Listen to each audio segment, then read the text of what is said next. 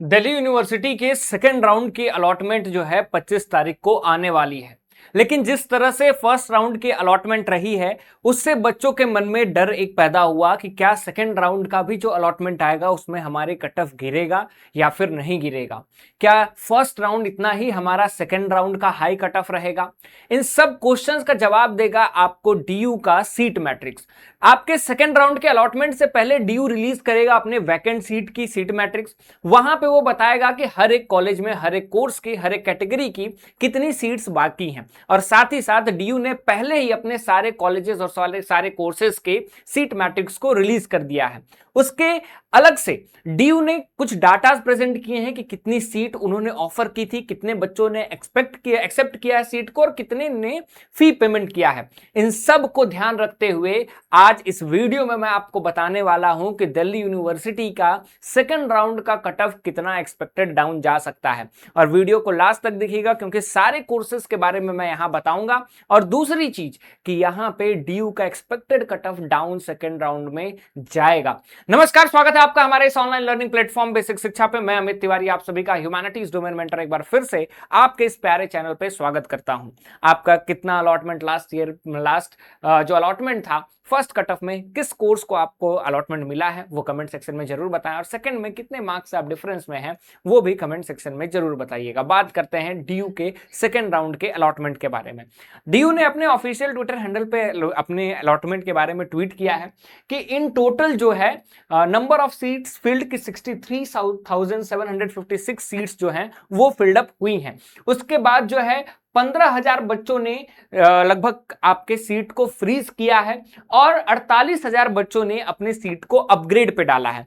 अब जिन बच्चों ने सीट को फ्रीज किया है, याद रखिएगा इसमें मैक्सिमम 90% बच्चे वो रहेंगे जो नॉर्थ कैंपस में अलॉटमेंट जिनको मिला है, ठीक है। तो मैक्सिमम इतने बच्चे रहेंगे जिन्होंने अपने आप को फ्रीज किया है, या फिर साउथ के टॉप कॉलेजेस भी जिसको मिले हैं उनका डिफाइंड अगर कोर्स है उनको अलॉट हुआ है तो वो भी यहाँ पे फ्रीज कर दिए होंगे।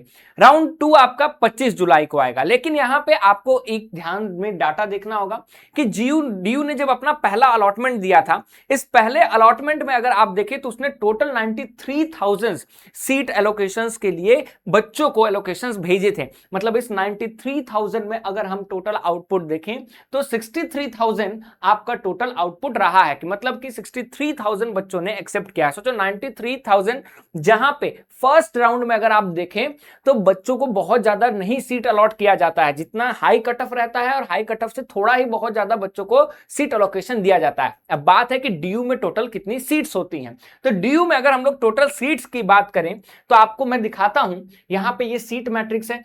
हर एक कोर्स का सीट मैट्रिक्स मैंने यहाँ पे निकाल करके रख दिया है। हर एक कॉलेज का BA, BCom, BSc, economics honours, political science honours, ये सारी की सारी सीट मैट्रिक्स आप हमारे टेलीग्राम चैनल पे जाकर के फ्री ऑफ कॉस्ट में एक्सेस कर सकते हैं कि आपके कोर्स में आपके कॉलेज में कितनी सीट्स हैं, ठीक है। अभी मैं आगे बताता हूं।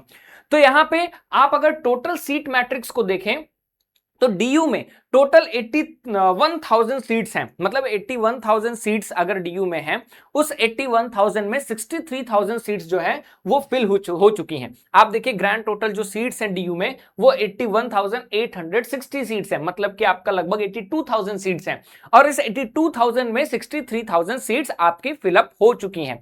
इन टोटल अगर देखिए तो 18 से 20,000 सीट्स अभी भी वैकेंट है। मतलब कि जब आपका डीयू का सेकेंड राउंड का अलॉटमेंट आएगा वो सबसे ज्यादा डिपेंड करेगा कि आपकी वैकेंट सीट्स कितनी है, ठीक है। तो वैकेंट सीट्स तो आपके लगभग 20,000 हैं, और इस 20,000 सीट्स में से बेटा आपको एलोकेशन कितने सीट्स का होगा, तो मिनिमम आप लोग 40,000 बच्चों को तो भेजा ही जाएगा, ऑलमोस्ट डबल भेजा जाएगा।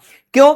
फर्स्ट राउंड में कट ऑफ हाई जाती है इसलिए डबल नहीं भेजा जाता है। अगर 81,000 सीट्स हैं तो 160 आपको नहीं भेजा जाएगा बच्चों को, ठीक है। मतलब 1,60,000 बच्चों को नहीं भेजा जाएगा लोकेशन के लिए। लेकिन सेकेंड राउंड में अगर 20,000 सीट्स हैं तो यहां पे लगभग 35,000 40,000 बच्चों को या फिर इससे ज्यादा बच्चों को भेजा जाएगा एलोकेशन के लिए, क्योंकि अभी बीएचयू का भी कट ऑफ रिलीज नहीं हुआ है, जेएनयू ने अभी नहीं रिलीज किया है, जामिया ने नहीं रिलीज किया है, इलाहाबाद यूनिवर्सिटी ने नहीं रिलीज किया है।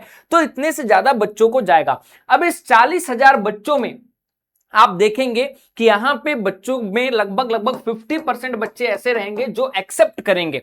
अब 50% अगर यहां पे 20,000 भी एक्सेप्ट करें तो आप कहेंगे कि सर पूरी सीट फिलअप हो जाएंगी।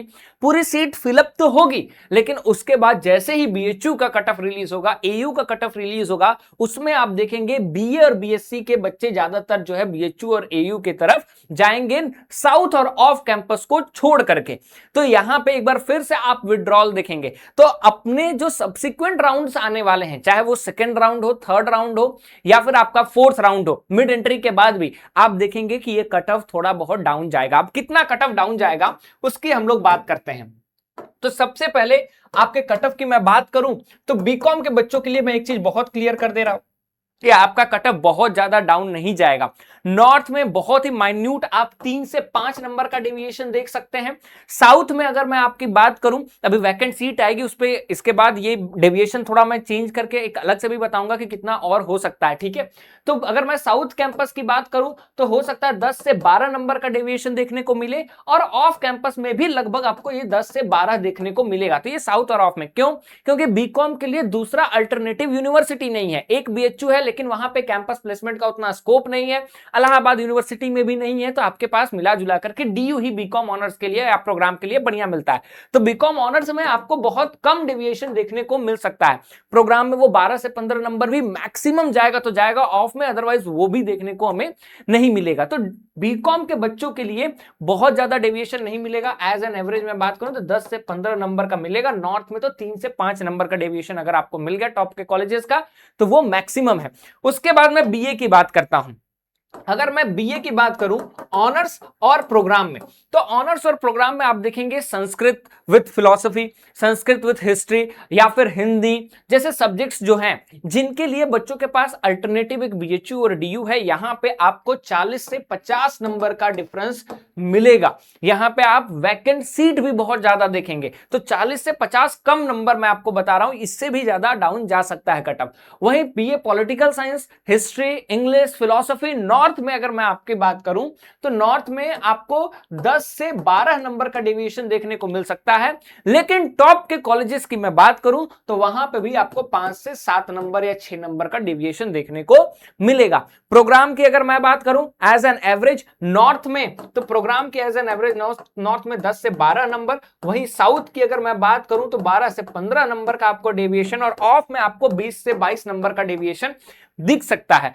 एक बार फिर से ऑफ में आपको ज्यादा डेविएशन दिखेगा और आपको उससे थोड़ा कम साउथ में डेविएशन देखने को मिलेगा। अब इसका मतलब ये नहीं कि यही आपका आखिरी सत्य है, जी नहीं, आपका थर्ड और फोर्थ राउंड भी इंपॉर्टेंट हो जाएगा, क्योंकि वो मिड एंट्री के बाद स्टार्ट होगा, और जब थर्ड और फोर्थ राउंड स्टार्ट होगा तब तक बीएचयू और इलाहाबाद के बच्चों के लिए एक ऑप्शन खुल जाएगा। इसलिए बीए के बच्चों के लिए असली जो गेम है वो थर्ड और फोर्थ से भी स्टार्ट होगा, ठीक है। तो आपको बस यहीं पे शांत नहीं रहना है। बीएससी के लिए जो टॉप के रैंकर्स हैं, हम ये देखेंगे कि नॉर्थ में बीएससी में खास करके कि नॉर्थ के बच्चे छोड़ करके बीएचयू की तरफ आते हैं, ठीक है। इसलिए आपको थर्ड और फोर्थ राउंड में ज्यादा डेविएशन देखने को मिलेगा, और यहां पे आपको मिनिमम 8 से 10 नंबर का डेविएशन देखने को नॉर्थ में एज एन एवरेज मैं आपको बता रहा हूं।